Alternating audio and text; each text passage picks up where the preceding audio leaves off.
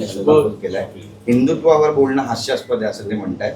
नितेश राणे पण टीका करतायत आणि त्यांनी पत्र लिहून एक प्रश्न विचारता देते नव्हतं सगळेच काय राम रक्षा आणि दुसरं बघा, सोनमजी जे बैठे बसले ते या संपूर्ण परीक्षा ज्या पेपर फुटतात आणि संपूर्ण देशातल्या युवा पिढी बर्बाद होते, त्यांच्या मानसिकतेमध्ये 17 लोकांनी आत्महत्या केली.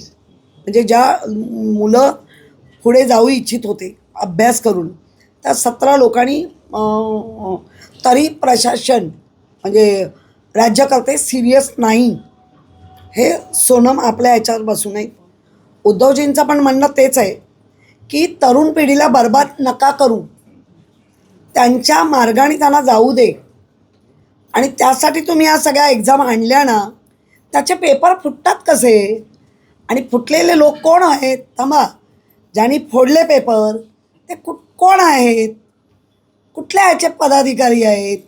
ह्या येत आहे ना आपल्याकडे, कसा नजरअंदाज करू शकता? आता राहिला रामरक्षा. रामरक्षा काय रामदास कदमच्या बापाने लिहिली आहे?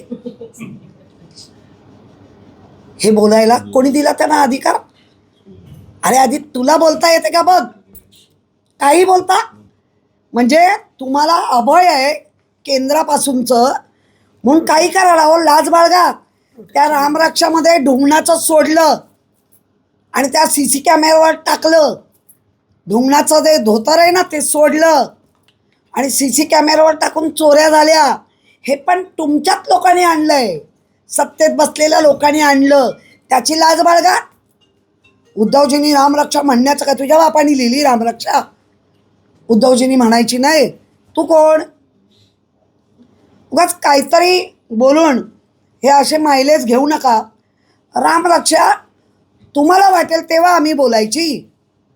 आम्हाला वाटतंय आता देशाचं ज्या रामाला असं पकडून नेलं त्या रामाच्या मध्ये डल्ले मारतायत आणि त्या डल्ल्यांवर बाबा आता राम आमचं रक्षण करतो, आता बाबा आमच्यावर वेळ आली रामाचं रक्षण करण्याची.